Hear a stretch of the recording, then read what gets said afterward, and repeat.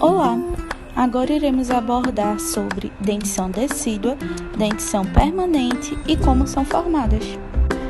Primeiramente, iremos abordar sobre a odontogênese de dentes decíduos, popularmente conhecidos como dentes de leite.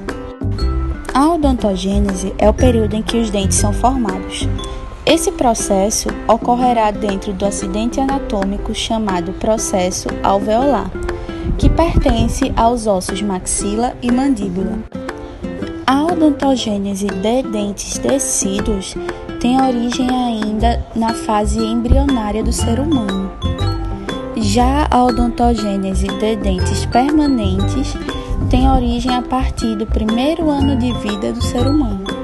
Durante a vida intrauterina, células do epitélio oral passam a se multiplicar em direção ao ectomesênquima, na região em que serão formados os arcos dentários, e assim será formada a banda epitelial primária, dando origem à odontogênese. O chamado germe dentário estará dentro de uma espécie de bolsa embrionária do dente, chamada saco dentário. Dentro do saco dentário, terá início o desenvolvimento do esmalte do dente e, após o nascimento do bebê, a coroa já estará totalmente formada, dando início ao desenvolvimento da raiz do dente e do periodonto de sustentação. Com isso, o dente irá erupcionar e, ao mesmo tempo, será formado o osso alveolar. A mastigação é quem estimula a erupção dos dentes e o término do desenvolvimento da raiz. Sem a dentição decídua, poderá ocorrer a chamada agenesia, pois a raiz da dentição decídua serve como guia para o nascimento da dentição permanente. Na odontogênese de dentes permanentes, a mastigação também será muito importante. Com o estímulo da mastigação, o desenvolvimento da dentição permanente será igual ao desenvolvimento da dentição decídua. Com o início da formação da raiz do dente permanente, ocorrerá a reabsorção da raiz do dente decíduo, fazendo este amolecer. E então, com a queda da dentição decídua, a dentição permanente já estará com sua coroa formada, não haverá mais saco dentário e sua raiz vai terminando a sua formação através do estímulo da mastigação. É importante ressaltar que os molares permanentes também possuem saco dentário, onde se realiza o desenvolvimento do dente, e sua erupção também é estimulada pela mastigação. Introdução à anatomia dental. Vamos começar a falar sobre partes e estrutura dental. Dentes são estrutura resistentes de natureza calcária. Eles são localizados na boca, fixados na mandíbula e no maxilar. Histologicamente, tomando como parâmetros tecidos que constituem, temos a seguinte divisão: esmalte, que é a camada mais externa, dentina, que é o tecido conjuntivo avascular, polpa, que é um tecido mole vascularizado, correspondente pela vitalidade do dente, o cemento, acelular, avascularizado, que recobre a raiz do dente, e como vemos na outra imagem, temos três partes: a coroa, o colo e a raiz do dente. Nessa outra imagem, nós vemos que o dente fica fixado no osso alveolar e pelo ligamento periodontal.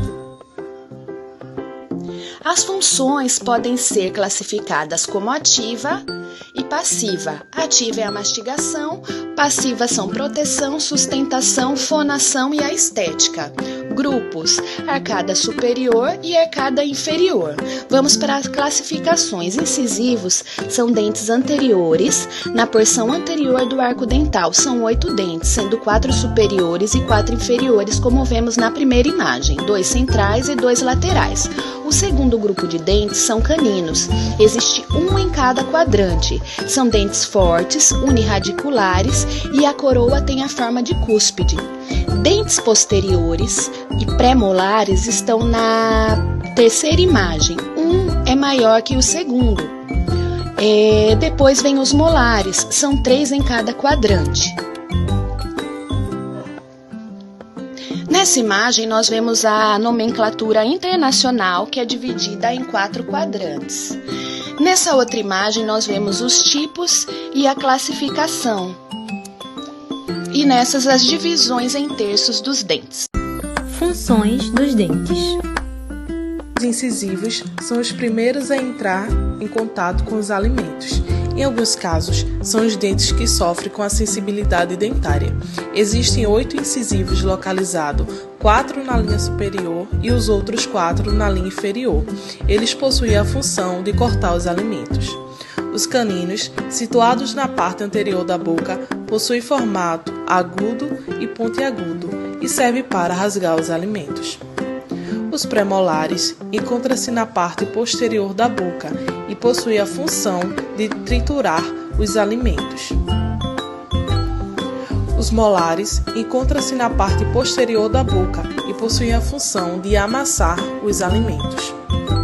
Na atuação do organismo, os incisivos atuam na estética facial, articulação das palavras para a emissão de sons linguodentais e labiodentais. Os caninos servem como guia para os movimentos de lateralidade. Os pré-molares e molares, importantes para a oclusão dental e servem como suporte para os músculos da face. Os dentes podem ter 3 tipos de dentições, que são eles a dentição decídua, a permanente e a mista. A dentição decídua é a primeira dentição que temos e são conhecidos popularmente como dentes de leite. É uma dentição temporária, pois os dentes permanentes irão substituí-las. A erupção acontece por volta dos 6 meses de idade e é completa aos 2 anos e meio. As funções dos dentes decíduos têm quase as mesmas funções que os dentes permanentes, como por exemplo, mastigar bem os alimentos para facilitar na digestão e ajuda no processo de pronúncia das palavras. Os dentes decíduos, eles auxiliam no crescimento e desenvolvimento adequado dos ossos e músculos da face. E também é eles que vão guardar o espaço para os dentes permanentes que irão substituí-los futuramente. A dentição permanente é aqueles que vão substituir os dentes decíduos. Os dentes decíduos são substituídos pelos incisivos, caninos e pré-molares permanentes. Os molares permanentes não substituem nenhum dente, sendo chamados de dentes monofisários. A erupção acontece geralmente entre 5 a 7 anos de idade e é completa por volta dos 18 a 21 anos. A diferença entre o dente decíduo e o dente permanente é que o dente decíduo ele tem 20 dentes, tendo 10 superiores e 10 inferiores, e em cada hemiarco são encontrados 5 dentes. Então, são 2 incisivos central e lateral, um canino e 2 molares, que são primeiro e segundo molar. Já no dente permanente, tem 32 dentes, 16 superiores e 16 inferiores, e em cada hemiarco são encontrados 8 dentes, que são 2 incisivos central e lateral, um canino, 2 pré-molares, primeiro e segundo pré, e 3 molares, primeiro e segundo e terceiro molar. E a outra classificação é a dentição mista, que é o período no qual coexistem dentes decíduos e os dentes permanentes ao mesmo tempo. Ou seja, é a fase transitória entre a dentição decídua e a permanente. Se inicia por volta dos 6 anos, com a erupção dos primeiros molares permanentes. E aqui está uma radiografia panorâmica que mostra dentes decíduos com a letra L e os dentes permanentes em formação com a letra P. Diferença anatômica dos dentes decíduos e permanentes. A dentição decídua apresenta características diferentes da dentição permanente, onde seus dentes são menores, com coroas menores e mais largas, apresentando assim uma menor dimensão em relação aos permanentes. Possuem coloração branco-azulada, enquanto os permanentes eles possuem uma coloração mais amarelada.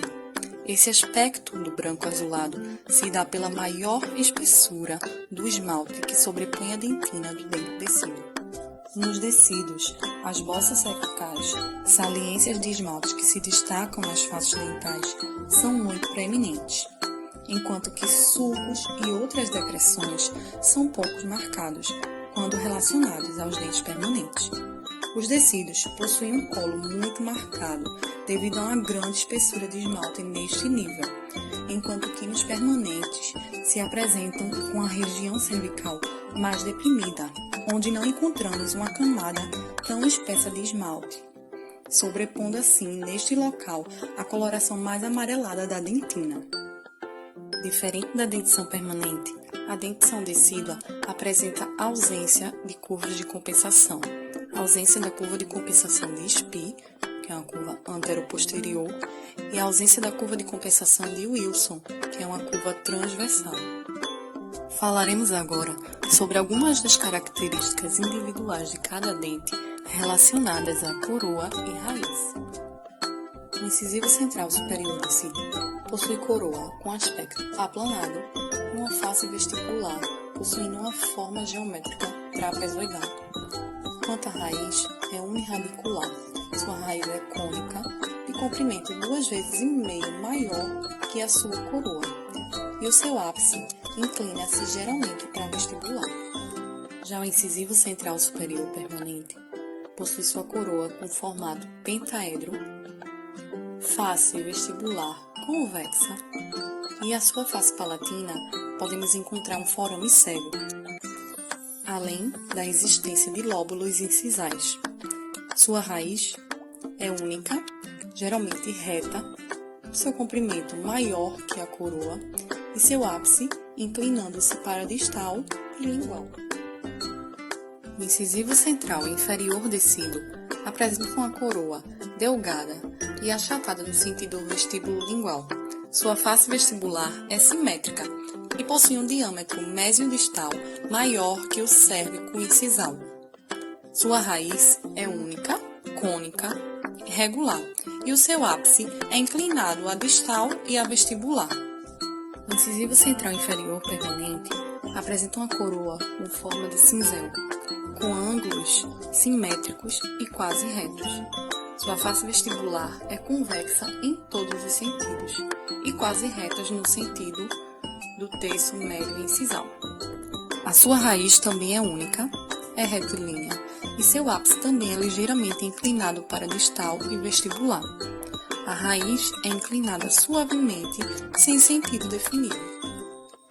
O incisivo lateral superior decíduo apresenta uma coroa caliciforme, sendo mais alta e larga e achatada no sentido vestíbulo lingual. A palatina é profundamente escavada, sua raiz é única e conóide.